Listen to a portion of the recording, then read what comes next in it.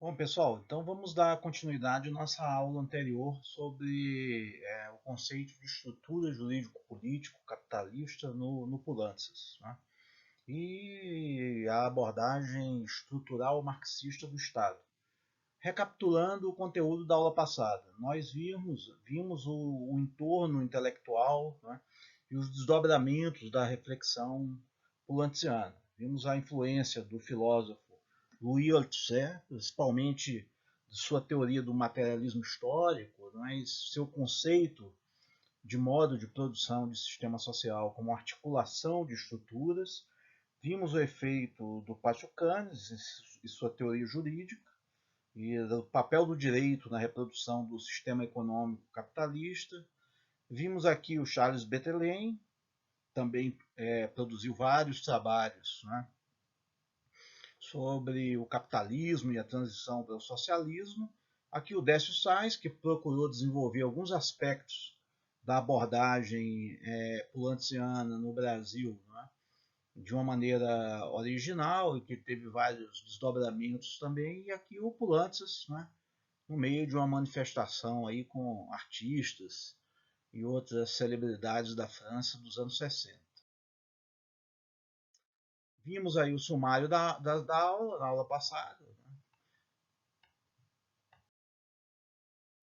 Vimos as principais linhas de conceituação genérica do Estado, a linha weberiana, a linha marxiana e essa linha institucionalista ou constitucionalista, que vê como o ente, né, o Estado como um ente de direito público, né, que representante universal, vamos dizer assim, dos interesses da sociedade, cuja função é manter a ordem social num determinado espaço territorial, né?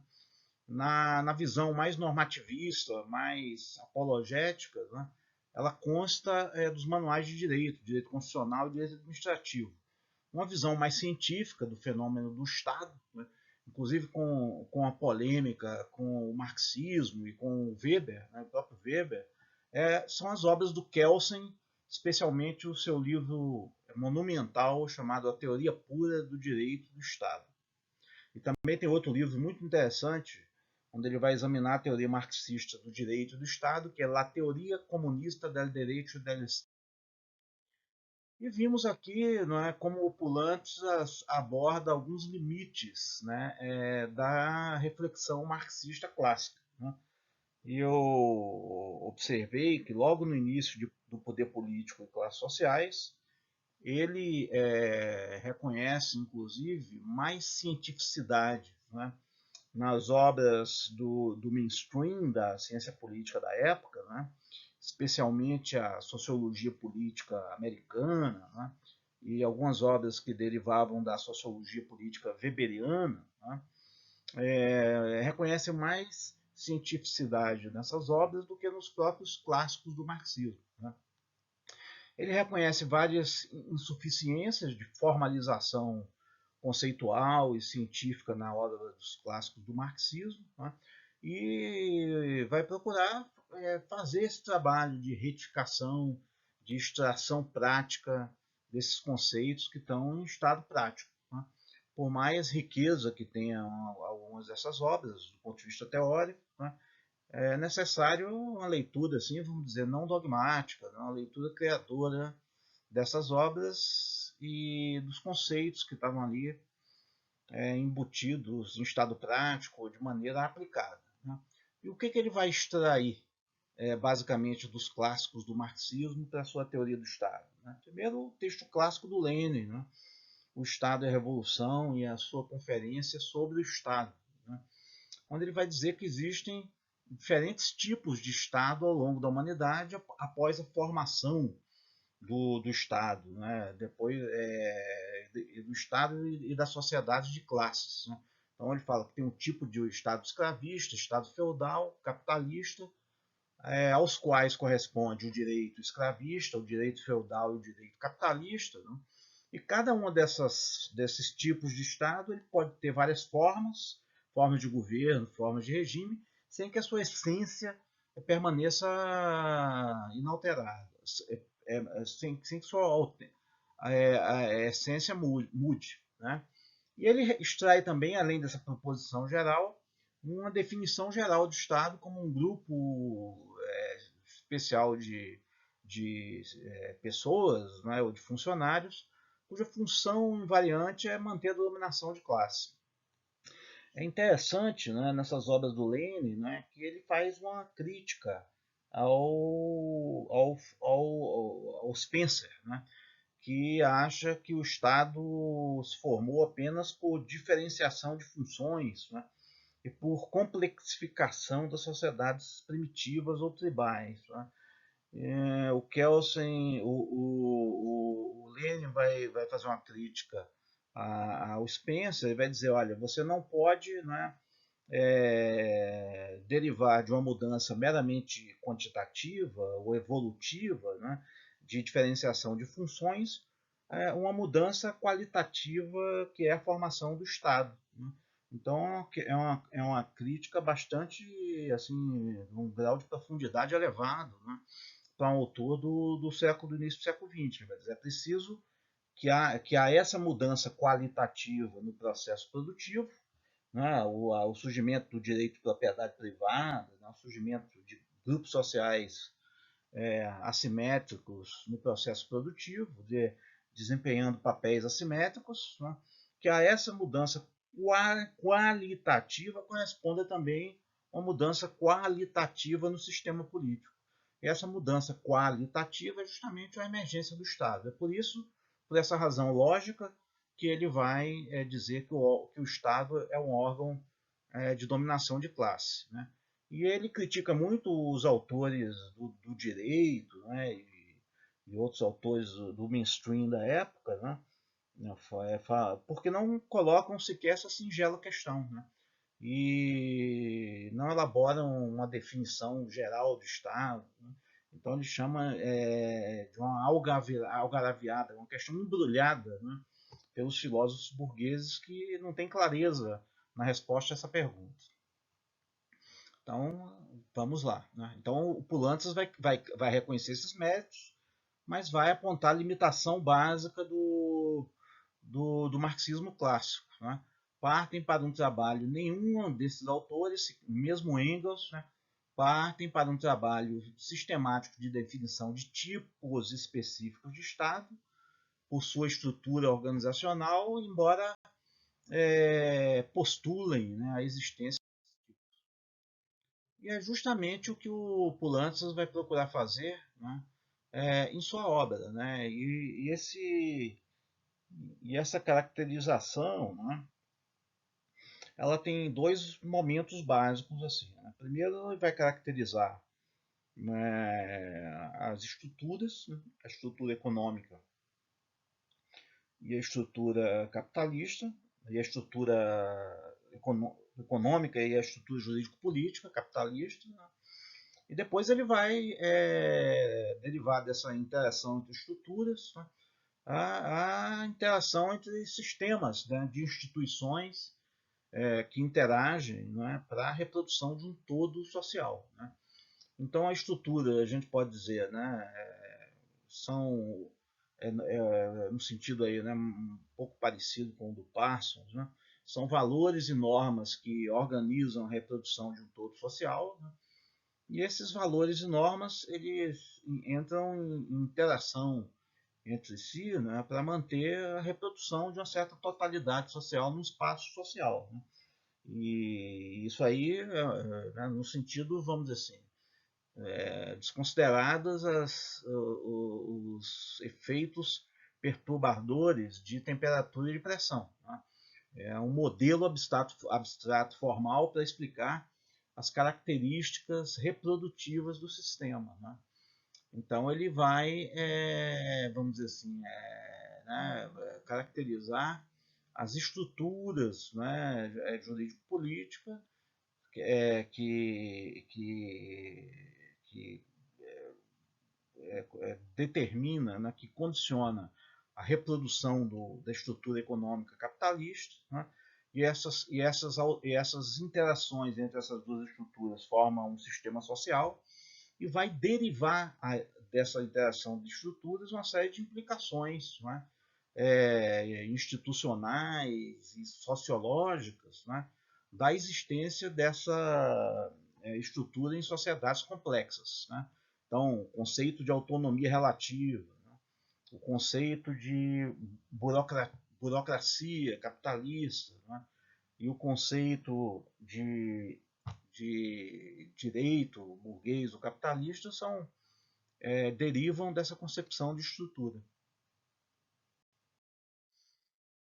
Então, convém, né, fazer um breve wiki, né, dessa abordagem pulantiana, né, para desmistificar um pouco a reflexão desses autores, né, porque isso dá lugar a uma série de falsas polêmicas aí que, né, gastou muito, foi responsável pela, vamos dizer assim, pelo desperdício não, né, eu diria assim, pelo investimento muito alto em tinta e papel, né? E não às vezes não sem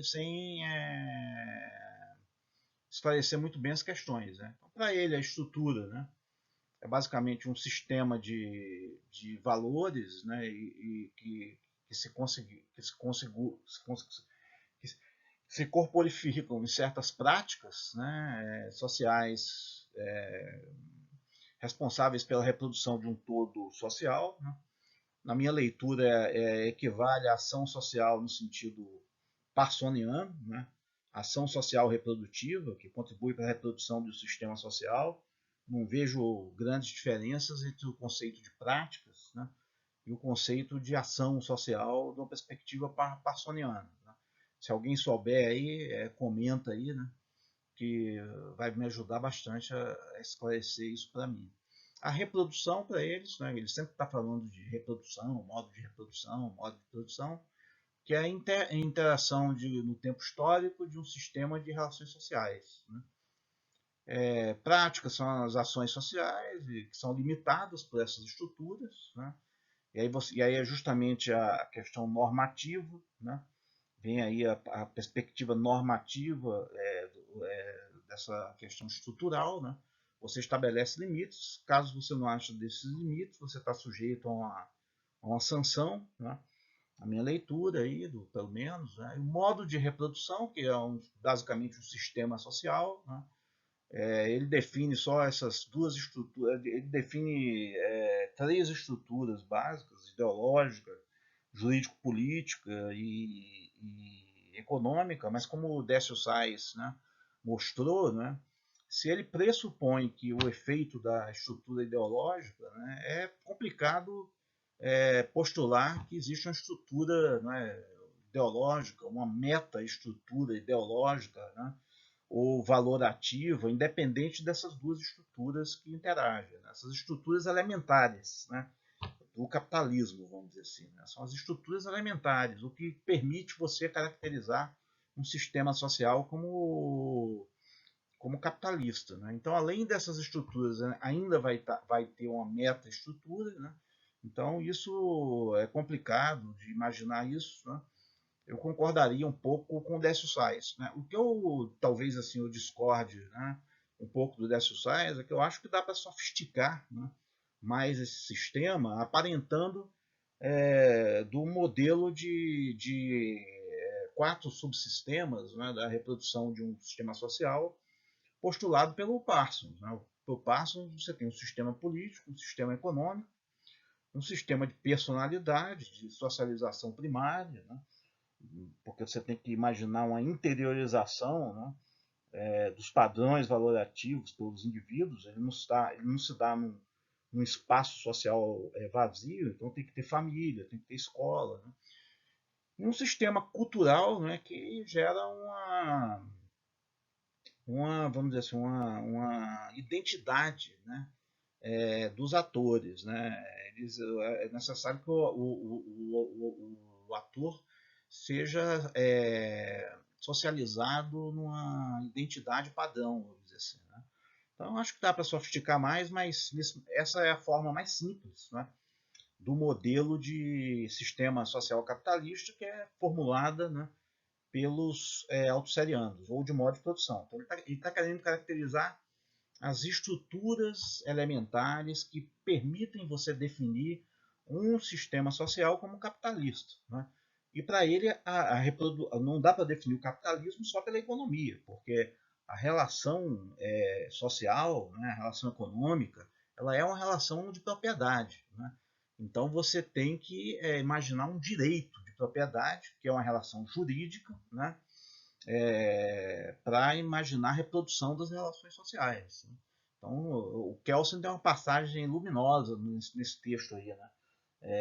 Teoria pura do Estado e do Direito, né? Onde ele diz a relação entre propriedade, não é, a relação de propriedade, não é uma relação entre pessoa e coisa, mas é uma relação entre seres humanos, né, imposta por uma autoridade política central, no caso o Estado. Né?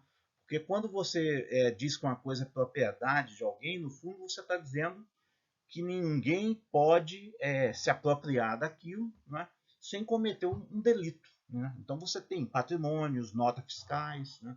Você tem uma relação jurídica aí, né, que pressupõe um sistema de normas para que a economia, inclusive o usufruto do consumo, se reproduza em uma sociedade qualquer. Então, tendo em vista, né, essas, vamos dizer assim, esses conceitos fundamentais, é que a gente pode partir, não é, para as tentativas, né, de formular o conceito de Estado capitalista e de estrutura estatal capitalista, né, que foram feitas pela ciência política influenciada, vamos dizer assim, pelo marxismo ao longo do século XX. É o que a gente vai ver na próxima aula.